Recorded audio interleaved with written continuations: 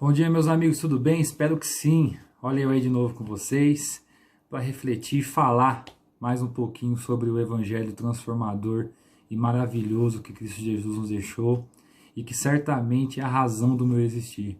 E é por isso que eu falo tanto para vocês nessas redes sociais, que certamente são um bom canal de troca de ideia, de mensagens, canais que a gente pode falar sobre a nossa fé de uma maneira bem livre e, graças a Deus, com o amor necessário por esse evangelho maravilhoso. E hoje eu gostaria de falar com vocês algo menos sistemático e mais compartilhar uma emoção, um sentimento e uma reflexão que certamente fazem parte da minha vida. Reflexão essa que é uma das minhas maiores esperanças para a volta de Cristo. E eu gostaria de ler com vocês lá em Apocalipse 21, nos versos 3 e 4, que diz assim: Ouvi uma forte voz que vinha do trono e dizia: Agora o tabernáculo de Deus está com os homens, com os quais ele viverá. Eles serão os seus povos. O próprio Deus estará com eles e será o seu Deus. Ele enxugará dos seus olhos toda lágrima.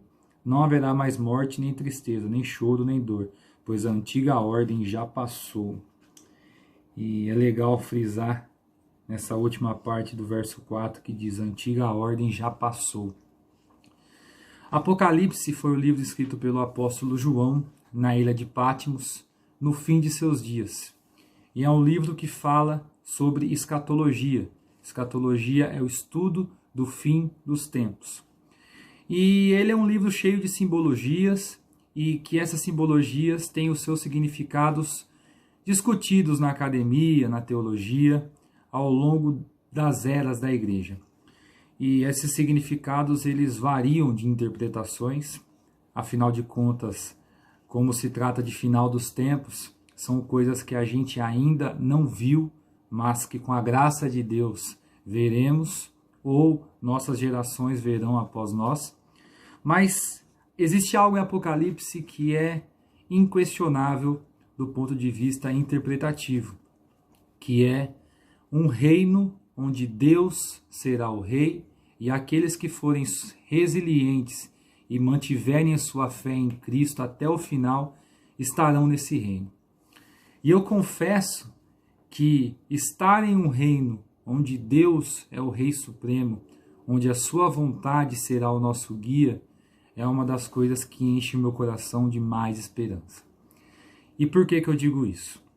Infelizmente, vivemos hoje num mundo muito relativista e com muitas interpretações essas que muitas vezes são feitas para adequarem problemas e dilemas humanos na eternidade de Deus. É bom frisar que não são todos que fazem isso. Existem muitos pregadores sérios que falam da palavra de Deus com a maior honestidade intelectual possível, passando e falando da palavra de Deus de acordo com o que o Espírito Santo os revela, de acordo com o que está escrito no contexto que está escrito. Mas, por outro lado, também existem situações problemáticas de interpretações criativas para adequar os dilemas humanos e não tratá-los como deveriam ser tratados.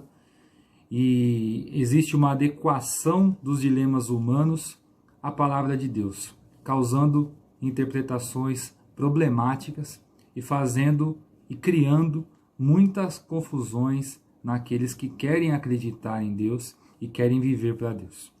Existem situações de pessoas que utilizam do Evangelho como se fosse um buffet, pegando só aquilo que lhes interessa e deixando de lado aquilo que precisam melhorar. Mas também existem situações de pessoas que não fazem isso na maldade, mas os seus traumas, as suas dificuldades, os seus dilemas, os seus problemas acabam fazendo com que essas pessoas interpretem a palavra de Deus e a vontade de Deus de uma forma mais limitada, fazendo com que elas mesmas não tratem os seus problemas que necessitam ser tratados.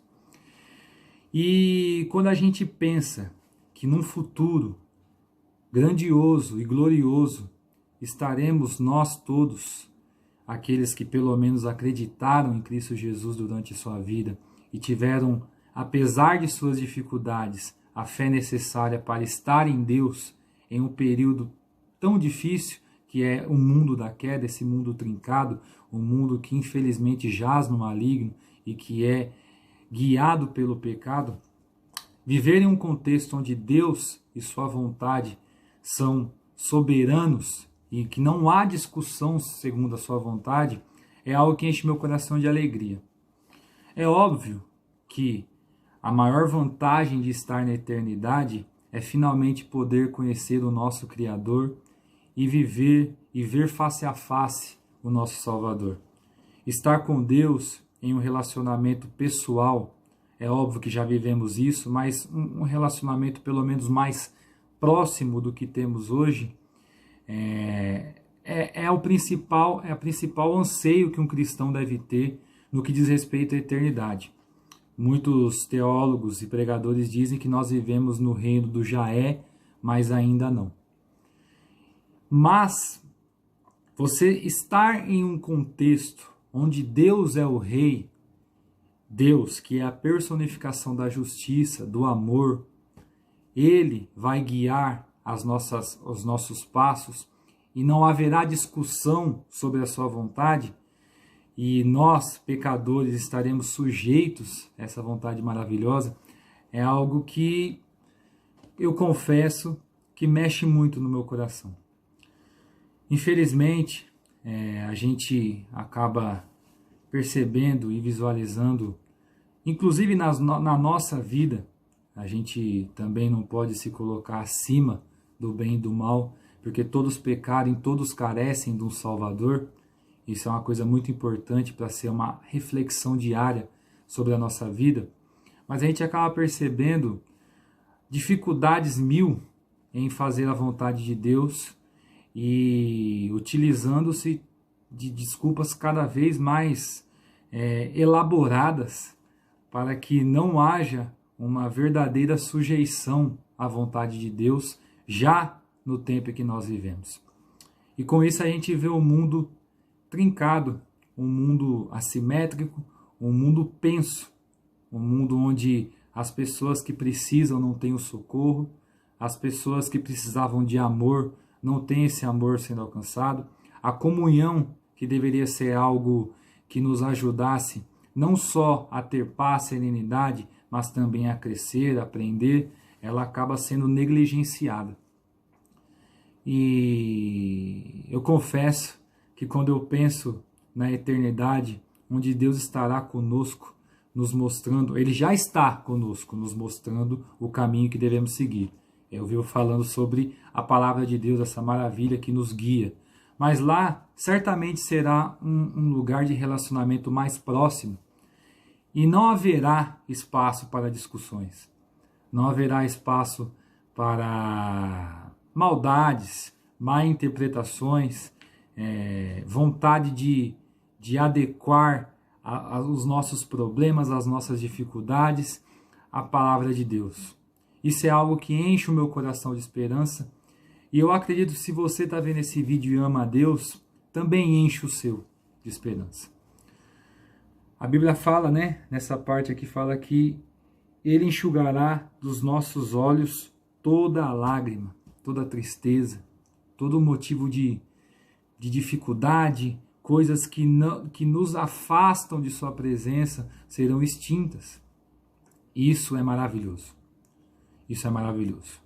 Mas enquanto isso não acontece, enquanto o tempo da plenitude do reino de Deus ainda não chega para nós, é necessário nós aqui buscarmos todos os dias fazer a vontade de Deus com a maior honestidade possível, no que diz respeito à palavra de Deus, lê-la todos os dias, compreender, tentar ao máximo colocar o nosso coração nos mandamentos de Deus, fazer com que os nossos irmãos percebam em nós esse amor e esse testemunho da palavra de Deus, amar a Deus sobre todas as coisas, que é o primeiro mandamento, viver de fato esse amor a Deus sobre todas as coisas, inclusive negando-se, colocando diante de Deus as nossas dificuldades. Eu sonho com um dia de estar frente a frente com Deus e viver de acordo com a sua vontade na plenitude, sem as amarras do pecado em minha carne e sem as amarras do pecado na sua carne. Eu sei que esse dia vai chegar e isso me deixa muito feliz e enche o meu coração de esperança e graça. Mas enquanto não chega esse dia, eu sugiro a você, faça ao máximo, tente ao máximo viver a vontade de Deus, para que esse reino que ainda virá já esteja presente em nosso meio e nós possamos ser de fato cidadãos de um outro reino. Que o rei não é as nossas vontades, não é as nossas más interpretações, não são o modus operandi desse mundo, mas é Deus, que é a personificação da graça, do amor e justiça. Fiquem com Deus, tenham um ótimo sábado. Até mais.